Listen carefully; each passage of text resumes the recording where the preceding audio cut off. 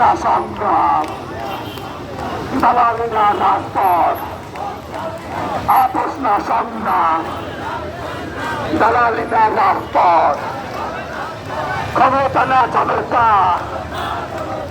রক্ত লাগে রক্ত নেই, এসব ইংল্যান্ডের হল দে, রক্ত লাগলে রক্ত নেই, এসব ইংল্যান্ডের বাজেট দে, রক্ত লাগলে রক্ত নেই।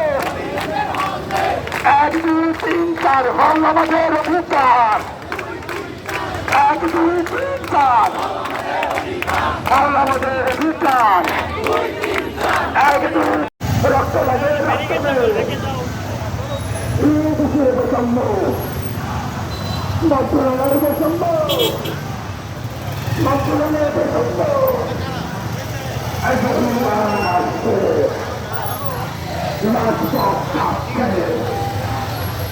সবাই একবারে হাসপাতালে ঢুকে গেলি আসছে,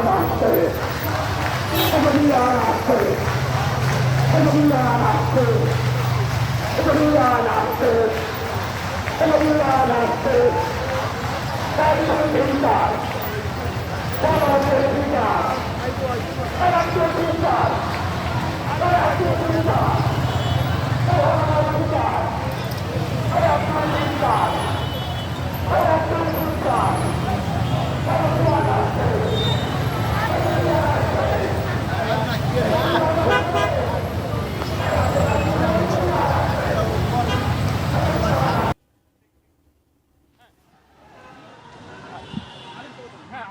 দেখতে পাচ্ছি যে এই মুহূর্তে কাকরাইল মোড়ের ঠিক কাকরাইল মসজিদের সামনে যমুনায় যাওয়ার যে রাস্তা, সেই রাস্তায় দেখছি যে মুহুর্মুহু টিয়ার শেল পুলিশের পক্ষ থেকে মারা।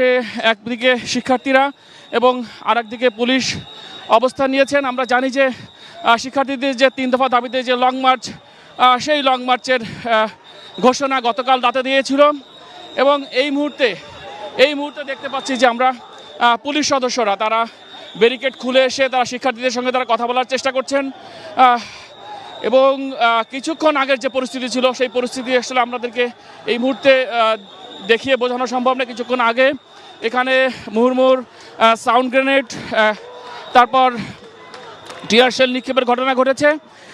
সেই ঘটনার পর জগন্নাথ বিশ্ববিদ্যালয়ের শিক্ষার্থীরা তারা তাদের ছত্রভঙ্গ করে দেওয়া হয়।